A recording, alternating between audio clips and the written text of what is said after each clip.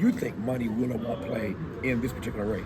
Money's always going to be crucial, and ever since Citizens United, love it or hate it, you can't bring, a spoon to a knife fight, right? You got to come armed, and that's what the money is about. And so there's always going to be money in the equation. I wish there was less, but since that is the equation, we have to come prepared, ready to spend. I mean, I was on the Black Men for Harris call, the one that really went well, and we raised a bunch of money, and then obviously Black Women with Harris raised a bunch of money in all the different constituency groups, and I think that money will definitely play a role. I mean, the first 24, 48 hours of the Harris pivot was a $300 million raise, and so that'll all be deployed on key swing states. Yep.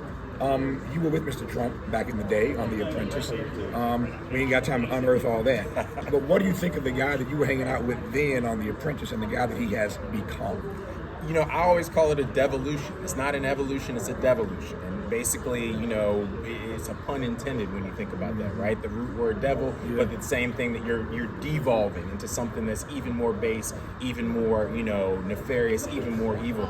And it's sad because I think there was a time maybe when he could have done something more positive, but then, we go way back to the birther movement and leading that campaign when I really first started to break from him and everything that was involved with the show. And I was like, hey, if you're indicting Obama, you're indicting me. You're asking for his credentials, his papers. You're inviting me as well. So I think that, it's unfortunate if you think about how he's devolved, but now we got to, fight the power. Well, speaking of birtherism, but he tried it again. It didn't work with Obama, but he brought it back up again with Kamala. Oh, the remix. The remix.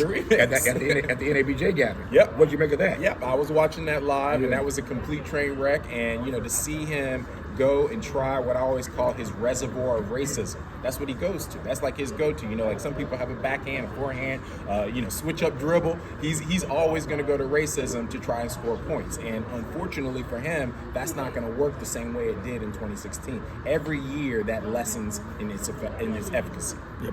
What kind of enthusiasm are you feeling in this hall already today? Man, the energy here is powerful. I mean, ever since the pivot to Vice President Harris, you've seen it in the DNC, being in the United Center and feeling kind of the energy in Chicago. You can see people motivated and really ready to come out, ready to engage, ready to speak on it. I think that, Vice President Harris is going to have her Obama 04 convention moment. So she has to bring the funk, she has to bring the pain on her speech, and she has to unite and make sure she inspires folks. Sizzle, no fizzle. That's it. Sizzle, no fizzle, my nizzle.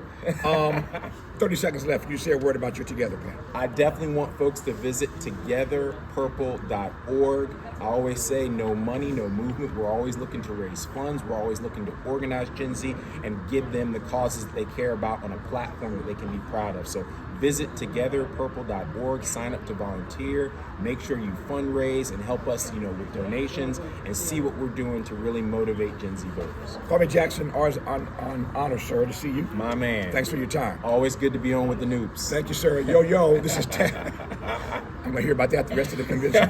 This is Tavis Smiley live from the DNC in Chicago. All right.